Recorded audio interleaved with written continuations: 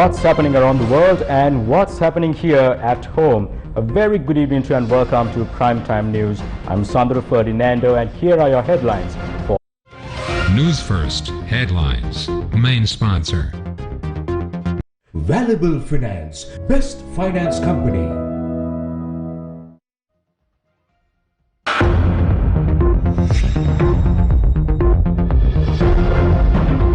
President hands over 164 vehicles for field operations.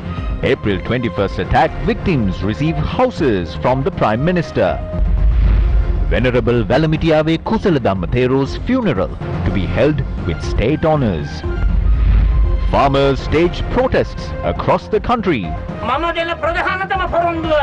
ගොවියාගේ අයිතිය මේ රටේ මූලික අයිතියක් බවට ආණ්ඩුක්‍රම ව්‍යවස්ථාවේ ස්ථාපනය කරහම ගොවියට අභියෝග කිරීමේ අයිතිය සමගි යන බලවේගය අපි ලබා දෙනවා කියන එක මේ අවස්ථාවේ කියන්න කැමතියි. Agriculture Minister blames other ministers over silence on organic fertilizer policy. How did the ship carrying Chinese fertilizer disappear? News First Headlines. Main sponsor. Valuable Finance, best finance company. The remains of the Kelaniya University's Vice Chancellor Agga Mahapandita Venerable Dr. Valamitiyave Kusaladammathero was brought to the Palyagoda Vidyalankara Pirivena today. The final rites will be held next Sunday with full state honours.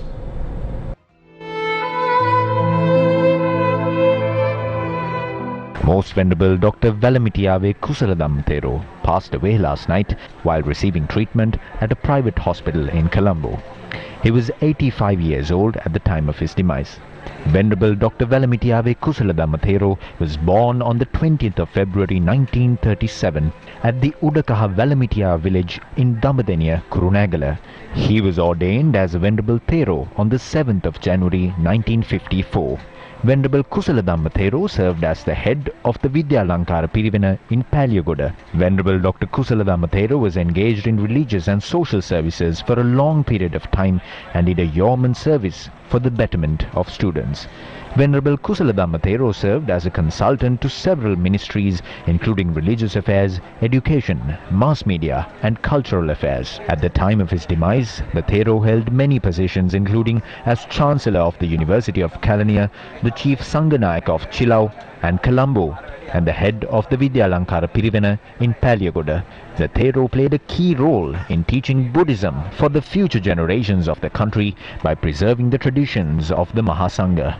The Most Venerable Valamitiyave Kusaladammathero, who worked for the upliftment of Pirivena education and was a pioneer in promoting Buddhist education, has been honoured not only in Sri Lanka but also internationally. Most Venerable Valamitiyave Kusaladammathero, may you attain the supreme bliss of Nibbana. Meanwhile, opposition leader Sajith Premadasa said that the right of the farmers will be included as a fundamental right in the constitution. He was speaking at a protest organized by farmers in Hasalaka today. Opposition leader Sajith Premadasa attended several protests organized by farmers across the island today. A protest staged by farmers was held in Hasalaka today. The protest march began from the Farmers' Memorial in Palavatta, Hasalaka.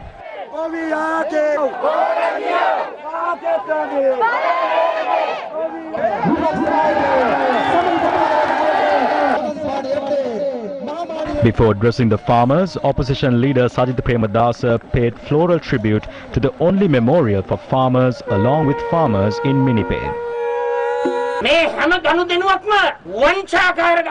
All of these deals are marred with corruption. The sovereignty of our country, the soul of our farmers and the life of the country has been pawned to foreign companies. One of the main promises that I give is that I will include the rights of the farmers as a fundamental right in the Constitution. When this is done, no politician can treat the land of our country as their own private land and cut down on farming or sell farmlands to foreigners. The Samagi Janabala Vega promises that farmers will be given the right to challenge any such attempts in the courts of Sri Lanka. ශ්‍රේෂ්ඨාධිකරණයේ ගොවියට අභියෝග කිරීමේ අයිතිය සමගි යන බලවේගයේ අපි ලබා දෙනවා කියන එක මේ අවස්ථාවේ කියන්න කැමතියි. Today is the 5th day of the protest organized by 41 farmers, organizations of the Alahara farmers movement in Moragahakanda. Opposition leader Sajid Premadasa met with the farmers staging this protest. The vegetable farmers in the north central province use much more chemical fertilizer than we do. They use excessive amounts of fertilizer on cabbage, potatoes, beetroot and carrots.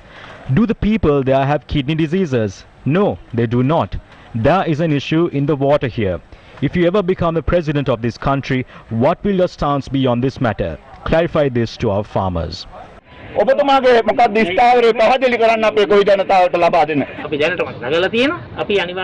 We have already spoke about this in Parliament. We will definitely bring thousands of farmers in the country to the Parliament. Prepare for that, and I request everyone to join in. They sit on clouds and decide for the farmers on the ground. I'm not blaming any one of you, but I would like to say, even if it was our government, do not give a 2/3 majority. A simple majority would suffice.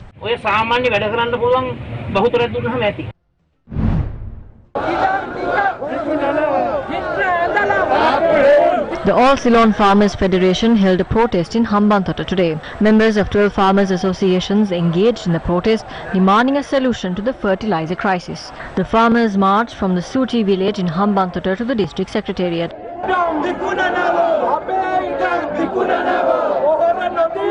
They handed over a document containing their demands to the Hambantota district secretary.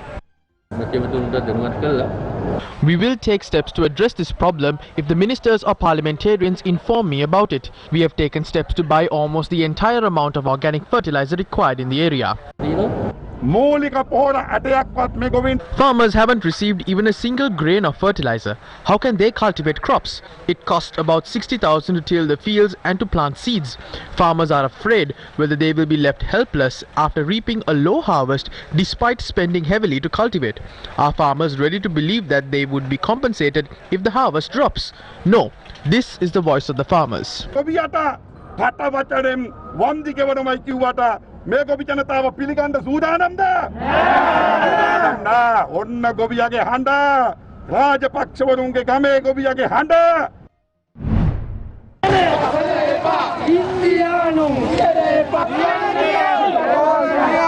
The chairman of Farmers Association staged a protest at the Mahailukpallama town today. උන් කවදාවත් අපි ගන්න බල්ලා කවදාවත් තීන්දුව ගත්තේ නැහැ. අපි පාට බැස්සුවේ උන්. ඔලමුට්ටුවේ තීරණ වෙනස් කර බල්ලා.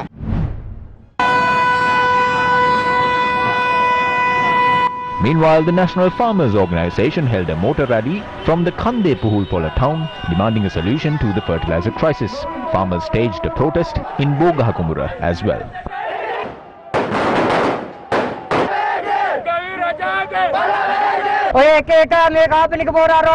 We know that they are trying to pocket commissions by importing organic fertilizer. We won't allow that. People don't have food to eat. Children are not being taught. We have no way of surviving due to the economic situation. If they are trying to import garbage for their benefit, we won't accept that.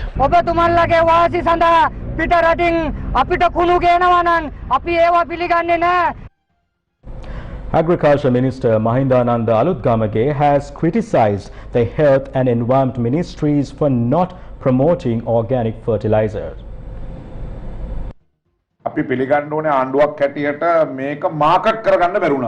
We must admit that we couldn't promote this together as a government. The Health Ministry must promote the President's decision. They are the ones who must step out and talk about who will benefit through this. Did the Health Ministry comment on this even once? Then we have the Environment Ministry.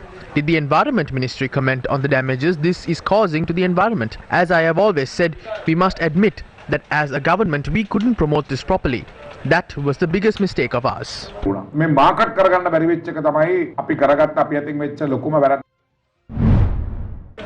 is happening to fertilizer imports?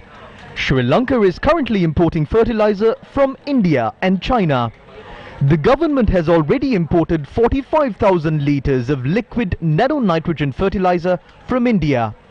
Authorities attempted to import organic fertilizer manufactured out of seaweed from China.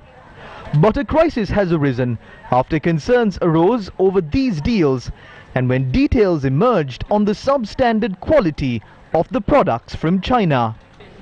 What happened to the Chinese fertilizer? The National Plant Quarantine Service detected harmful bacteria twice from samples of the fertilizer shipments sent by China's Qingdao Seawind Biotech company. The Agriculture Ministry had awarded the tender to this company to import fertilizer. But a ship carrying 20,000 metric tons of fertilizer from the Chinese company has entered Sri Lankan waters. This matter is being discussed at diplomatic levels.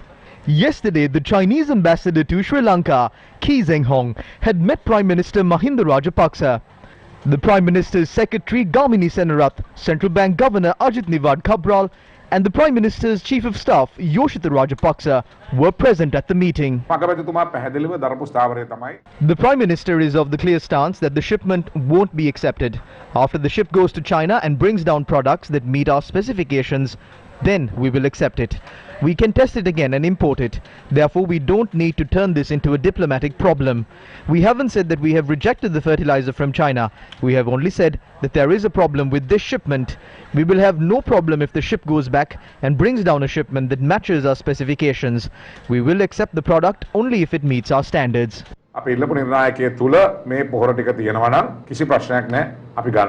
Where is the ship carrying Chinese fertilizer now?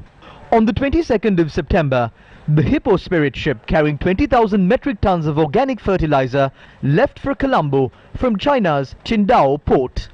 But the ship was diverted to Singapore after harmful bacteria were detected in the samples of the fertilizer from the shipment. The Hippo Spirit ship that didn't return to China had left Singapore, declaring it would be heading to the port of Colombo. But on the 14th of this month, the automatic identification system used to track the ship had been deactivated at the Malacca Strait. Vessel tracker showed the last position of the ship as the Malacca Strait before it went out of range. Data available online showed the Hippo Spirit ship in Hambantota on the 24th of this month under the name Sayo Explorer. The identity of the ship was confirmed as it cannot change its identification number. The ship cannot change its identification number despite changing its name. Accordingly, the ship Sayo Explorer had been registered under the same name as the ship Hippo Spirit. Although the ship was seen in Sri Lankan waters off the Hambantota district on the 24th of this month, the ship has gone out of range on tracking systems. Will the ship enter Sri Lanka by any means necessary? Several entities have raised suspicion on this after details were revealed on the people behind the Chinese fertilizer deal. Yesterday we revealed that Chilena Capital Cooperation is the local agent of China's Qingdao Seawind Biotech Group. The Janata Vimukti Peramuna has revealed that Lolita Besingha is serving as its chairman. What is the relationship between Prime Minister's Secretary Gamini Senarath and Lolita Abesingha, the chairman of the local agent of China's Qingdao Seawind Biotech company that is trying to unload its shipment by shifting the blame onto us and by disregarding the country's laws? They are close relatives. Their relationship hasn't been exposed recently. It is Lolita Abesingha's Chilena Capital Private Limited that had served as a consultant for Chinese projects that took place in the country before 2015. At that time, Lolita Abesingha and his company had conducted about 15 projects worth $7 billion in this manner. It is alleged that Prime Minister's Secretary Gamini Senarath had secured these Chinese projects. At that time, several media institutions reported that this was Gamini Senarath's relative. This was discussed in Parliament as well. The government is intervening into this by disregarding the international recognition given to the National Plant Quarantine Service. We are suspicious as to whether this is happening because of their relationship. We asked the Prime Minister's Secretary Gamani Senarath to come before the media and explain his relationship with Lolita Abesinghe. The company's chairman, Lolita Abesinghe, should explain his relationship with the Prime Minister's Secretary. The people will be able to recognize why the government is so committed to this deal.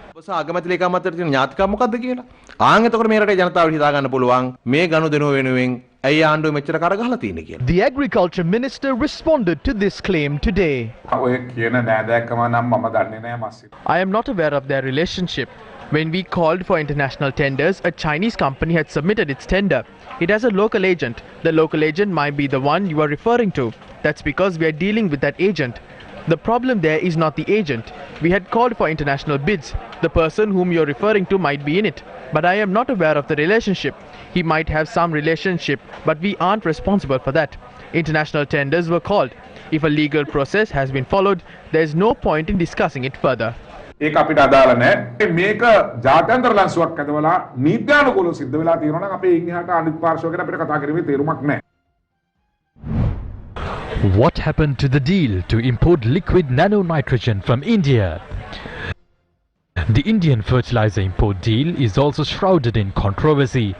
Janata Vimukti Peramana parliamentarian Vijay Herath had recently told Parliament that 290 million rupees had been deposited to a private bank account that was opened on the 17th of this month to import liquid fertilizer. He said only 92 million was spent to import fertilizer and that the remaining money is there in the bank account. The JVP parliamentarian claimed that Mohan Pereira and GVGM Veerasinghe are its chairman.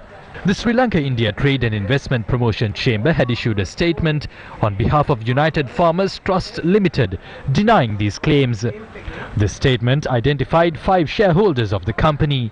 We investigated into the shareholders and United Farmers Trust Company. This is the document available at the Registrar of Companies on this institution. The Sri Lanka India Trade and Investment Promotion Chamber, the Sri Lanka European Union Business Council and the Sri Lanka Gulf Trade and Investment Promotion Chamber are registered companies which are shareholders of this company. The shareholders and owners of all 3 entities are Mohan Pereira and GVGM Veerasinghe, who are the chairman of the controversial United Farmers Trust Limited. Ceylon Oil and Energy Private Limited, which is another shareholder of United Farmers Trust Limited, is also owned by Mohan Pereira. Accordingly, it is the same people who own United Farmers Trust Limited and its shareholders. Meanwhile, the opposition says that the Chinese fertilizer deal should also be investigated, just like the Indian fertilizer deal. මේ අපරාධයට සම්බන්ධ සියලුම දේශපාලඥයින්ට All politicians, agricultural advisors and the doctor who is involved in this will be held accountable for this crime in the future. No one is ready to take responsibility for the consequences of this. Therefore, we would like to urge the President to stop looting public funds based on intelligence information given by the People's Bank to the CID and the matters that were revealed in Parliament. Everyone in this country now knows that the Rajapaksas are behind this. It is clear that this government, while using a policy that promised prosperity to the country as a cover, are now looting the public funds through each and every deal, including medicines, fertilizer, essential food, garlic, sugar and coconut oil. We are warning the government that you will have to bear responsibility for the famine that the people will have to face in the future. පාලනයක් මේ ආණ්ඩුව සෞභාග්‍යයේ මග නමින් ඇති කරලා තියෙනවා කියන එක බොහොම පැහැදිලි. ඒ විතරක් නෙමෙයි පාලකීන්ට අපි කියනවා ජනතාවගේ සාගතයට වග කියන්න ලෑස්ති වෙන්න. The Chinese ship is trying to enter the country by changing its name. It has come to a point in which they are threatening the government. They are trying to retest the contents on this ship through a third party. This is a threat to the country's sovereignty, territorial integrity and national security. How can they allow this to happen? Farmers have taken to the streets. As this problem is not being resolved, the Samagi Jana Balawegya will bring all these farmers to Colombo to reverse the government's stubborn decision and take the necessary action regarding that. කොළඹට ගෙනල්ලා ආණ්ඩුවේ උද්දච්ච තකතිරු තීරණය අනෙක් තීරණ reverse කරා වගේම reverse කිරීම සඳහා අවශ්‍ය වැඩ කටයුතු කරනවා කියන එක අපි පැහැදිලිව කියන්න ඕන. Meanwhile, a team of university lecturers and professors have written to the president to discuss matters surrounding the fertilizer crisis. 141 academics have signed the letter sent by the Agriculture Ministry's Secretary, Senior Professor Udit K. Jayasinghe, to the president. The Agriculture Secretary said that an appointment would be obtained from the president for the discussion. Meanwhile, the former Vice-Chancellor of the Peradeniya University, Senior Professor Upul B. Dissanayake, says the government's move to reject expert opinion is of serious concern. දැනුම තියන අයට අධ්‍යක්ීම් තියන අයට කන් දෙනවා වෙනුවට තමාගේ පොතු අරමුණු ළඟා කර ගැනීම සඳහා The government is rejecting the advice of people who are experts in this field to achieve their ulterior motives. We think this type of governance by this government is the reason for the country to fall apart. If we continue in this manner, we will fall into a situation from which we cannot recover. This style of governance, which rejects the opinions of experts, will not allow our country to move forward with the modern world. These experts are not giving any advice with an ulterior political motive. Therefore, you need to listen to them. They are expressing their opinion by solely relying on experiments and experiences. Politicians should focus more on these expert opinions rather than acting according to their own whims and fancies.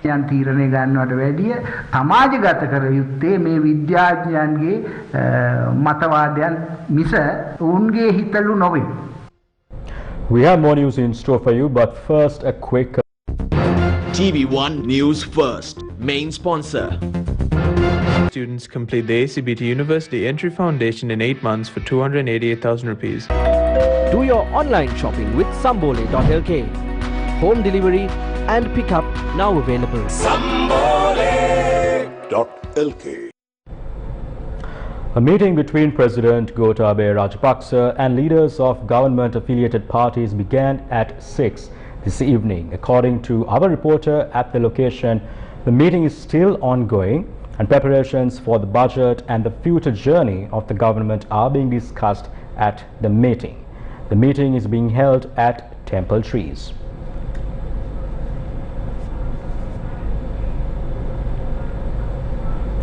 Moody's Investors Service has downgraded Sri Lanka's ratings on the country's ability to repay its debt, but the government has rejected the decision. Moody's Investors Service has downgraded Sri Lanka from CAA2 to CAA1. This is in terms of the country's ability to repay debt. Moody's says there is a risk Sri Lanka may fail to repay its debt as it has very low foreign exchange reserves. It says this shows weaknesses in the country's institutions to manage significant and urgent risks to the balance of payments. But the government has expressed strong displeasure on the recent assessment by Moody's. In a statement, the central bank said, quote, "The rating action is irrational as the government prepares to announce its budget for next year," end quote. While expressing disappointment, the Central Bank of Sri Lanka said Moody's seemed to be derailing Sri Lanka's potential during a global pandemic. The government assured that Sri Lanka will remain committed to meet all its debt obligations in the future. President Gotabaya Rajapaksa today handed over 164 vehicles to state institutions for field operations. This was at the Presidential Secretariat. 50 ambulances were given to the Health Ministry and the Sewer Carrier Service. In addition, 52 water bowsers and 62 double cabs were handed over to the Department of Wildlife, Irrigation Department, local government bodies and district secretariats. In addition, 150 motorcycles from Japan International Corporation System were also handed over to Sri Lanka Police by the President. The Satyagraha launched by teachers' unions demanding a solution to their long-standing salary issues entered its 4th day today. The Satyagraha is taking place near the Presidential Secretariat. The Satyagraha is being held at the demonstration site near the Galle Face. This is a peaceful struggle. Therefore, we don't need to inconvenience about 1,000 teachers and the people through this. All we need is a favorable solution to the problems of teachers and principals that they have promised to resolve. The Fort Police had prevented the protesters from setting up a tent yesterday and on Tuesday.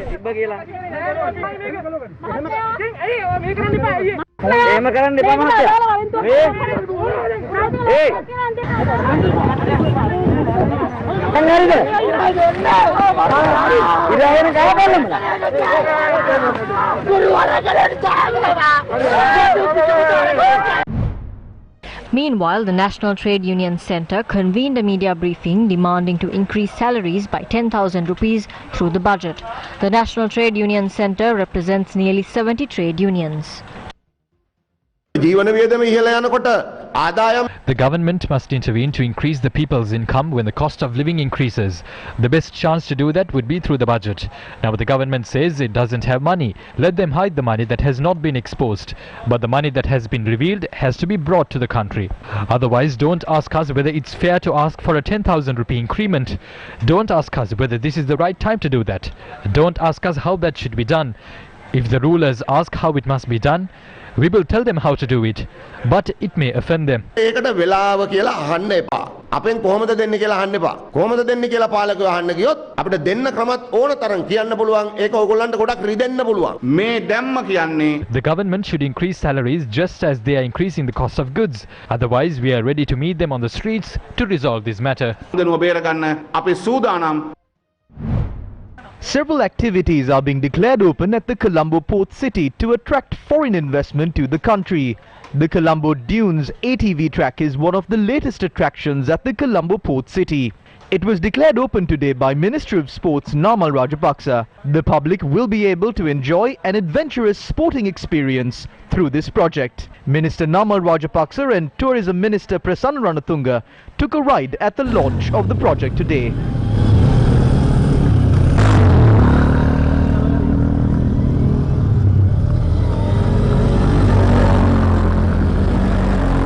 Can Sri Lanka attain the title of a developed nation economically or socially against a backdrop where the vast number of educated young men and women decide to leave their country for greener pastures overseas due to a lack of opportunities in their home country? News First, Tarusha Kumar Singh filed this report. The brain drain, or the large-scale migration of highly skilled individuals to much more richer and highly developed countries for employment. Sadly enough, Sri Lanka has been immensely affected by brain drain. According to central bank data, in 2019 alone, the age group between 25 to 29 has recorded the highest number of departures overseas for skilled development. Why is it that young people leaving the country for employment is such a popular decision among the younger generation? This is what some of them had to say. I did my degree bachelor's in Sri Lanka, but I've always wanted to migrate abroad. So I think the main thing is the lack of opportunities in Sri Lanka and the lack of resources, which has led to a lot of the youth kind of thinking and making plans of leaving abroad. Personally as well, I am looking to go abroad for the simple reason that I find that the things that I am interested in, there really isn't much opportunity here, and personally I feel like I will experience that better abroad. UNESCO's Eurostat data collection on education for the year 2020 states that the total number of Sri Lankan students overseas is 24,118. COVID-19 exacerbated Sri Lanka's challenge of providing employment. This, coupled with the country's poor economic conditions, can lead to more job losses in the coming months. Unemployment as a percentage of the total labour force increased from 4.5% to 5.2% between 2019 to 2020 as a direct result of the pandemic. With the economy in dire straits in the country, coupled with the COVID-19 pandemic, a solution for this seems far off. But what swift steps can the authorities take to take the first step in resolving this issue? Something that what we find for young professionals, one of the biggest obstacles is the education system. Because they are used to, they know what the education system outside is like. They know what it is like here. It's like earth and sky, night and day. People talk about 21st century skills. We're in the 19th century. Rote learning is the norm. Nobody seems to care, we're just so insular. They know what it's like, and that's the main obstacle, and I think we need to really fix our education system if we want to attract our professionals back. Sri Lanka is facing a global pandemic and the economic situation in the country is at an all-time low. But the solution for all these crises might just be the solution for this very problem as well. Authorities in Sri Lanka have to ensure to the young people of Sri Lanka that there is indeed light at the end of the tunnel. Sri Lanka needs to rebuild along with the hopes and dreams of young people. Tarusha Kumar Singha reporting for News First. Thank you, Darusha. Continuing in more local news, many villagers in rural Sri Lanka are battling wild elephant attacks daily.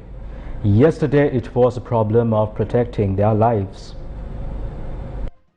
In rural Sri Lanka, wild elephants often encroach into villages, destroying homes and claiming the lives of people. The Handunugama 18 division in Mathle is prone to these attacks. 11-year-old Kanishka and his parents sought to protect their lives by constructing a small house. Yesterday, Kanishka had gone to play with his friend at the house after helping his father. Little did he know it would be his last journey. The house had collapsed on Kanishka, leaving him under the rubble.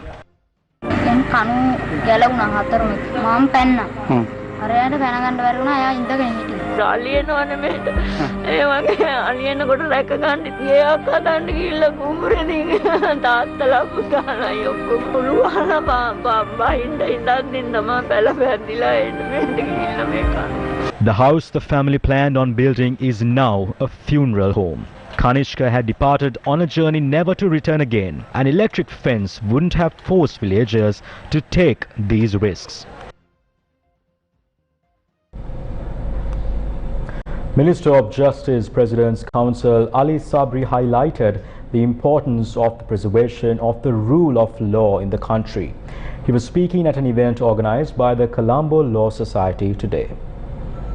This morning I had a review of pending legislation with the LD, AG and my ministry legal committee. There are about 50 right now is being discussed. That is apart from what has already gone to the cabinet and to the parliament and all.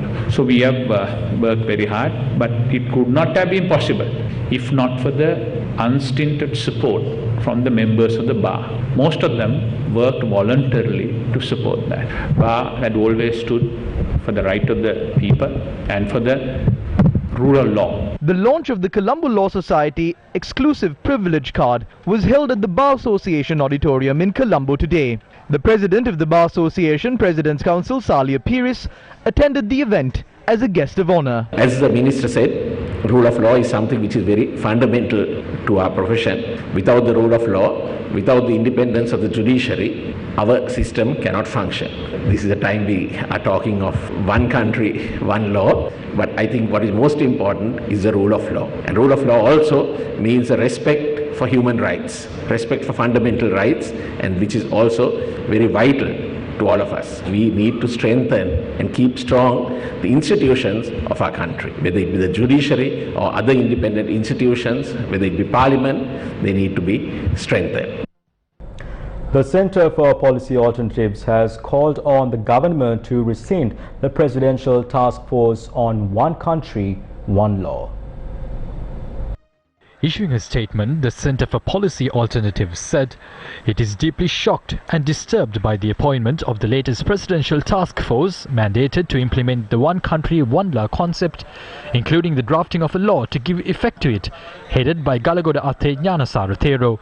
The Center for Policy Alternatives further notes that the phrase One Country, One Law, widely deployed in the run-up to and during the 2019 presidential election, has a very specific majoritarian connotation and is by no means an expression of a desire for equality or the equal protection under the law. Whilst pointing out that there are many aspects of the Sri Lankan legal system, such as personal laws, which don't meet the human rights standards guaranteed in Sri Lanka's constitution or Sri Lanka's international obligations, the CPA has emphasized that serious attempts to bring these laws in line with the human rights obligations would require a genuinely representative and consultative process led by people with integrity and the capacity to do so. An event to award houses to 30 families that fell victim to the April 21st attacks was held under the auspices of Prime Minister Mahinda Rajapaksa. The event was held at the St. Lucia's Cathedral in Cartagena. Were given to 30 out of 121 families who were affected by the April 21st attacks.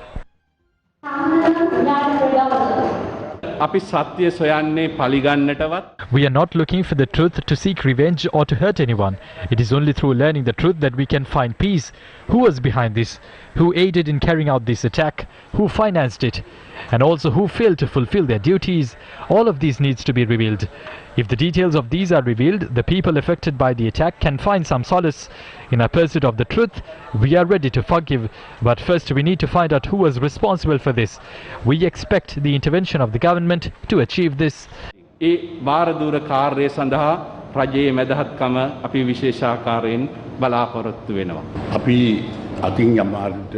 might have been delays on our end, but we are ready to dedicate ourselves to ensure that these people are taken care of. People must have the right to live freely, travel freely, and visit temples, churches, kovils, and follow a religion of their choice. This right to follow a religion of a person's choice and to follow it freely and safely must be ensured. As a government, we are ready to take all steps necessary to ensure that this right of the people is protected.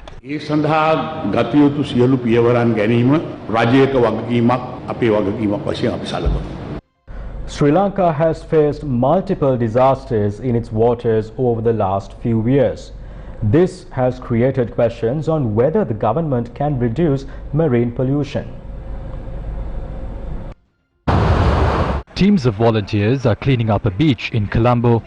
They are members of Pearl Protectors, a youth marine conservation group. So far we've cleaned about 1 ton of nurdles from the beaches. We're trying to remove them as much as possible. Cleanups like this have been taking place after Sri Lanka's worst maritime disaster. The Singaporean Express Pearl ship sunk in June, causing massive damage. Plastic pellets from the ship have washed ashore or ended up inside fissures. The Express Pearl vessel, which sunk in Sri Lankan waters, is said to have been carrying 75 billion plastic pellets at the time. And now marine scientists say it could last in Sri Lanka's waters or the shore, like the one behind me, for generations. Sri Lanka has to reduce marine pollution by 2025. That is part of the global sustainable development goals. It is so decided.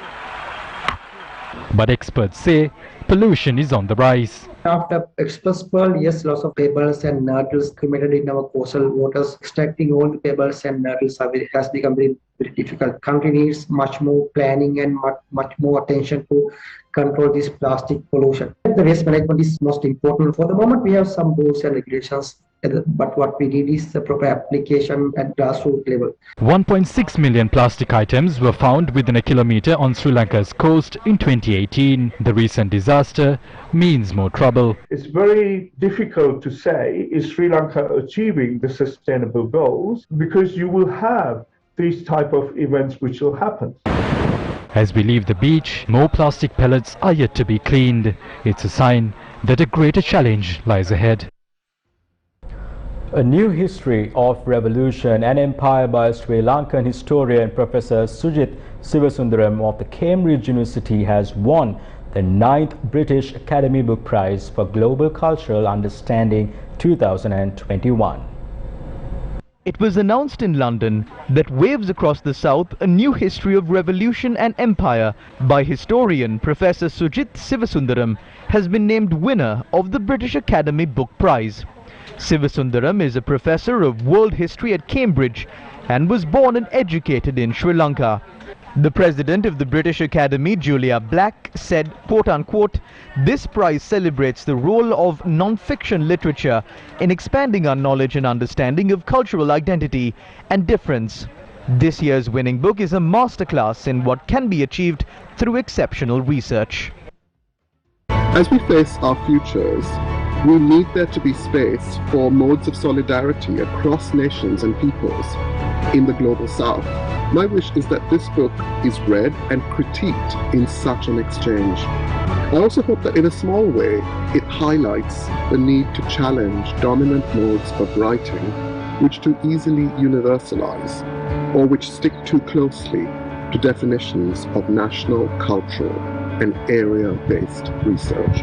The book might also show that it's at least possible for a Sri Lankan based in Britain, for instance, to write on Tonga In other words, the future of global cultural understanding requires that research is open to all and that it arises from many unexpected starting, and that we don't only research our own histories.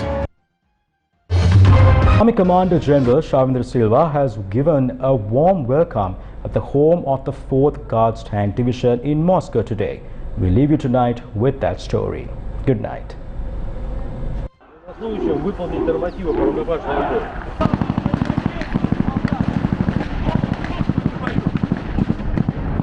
Major General Vladimir Zavadsky, the commander of the 4th Guards Tank Division, had apprised the visiting army chief on the armored vehicles and equipment manufactured by his unit. A live shooting demonstration was also held as a mark of respect to the Sri Lankan Army commander.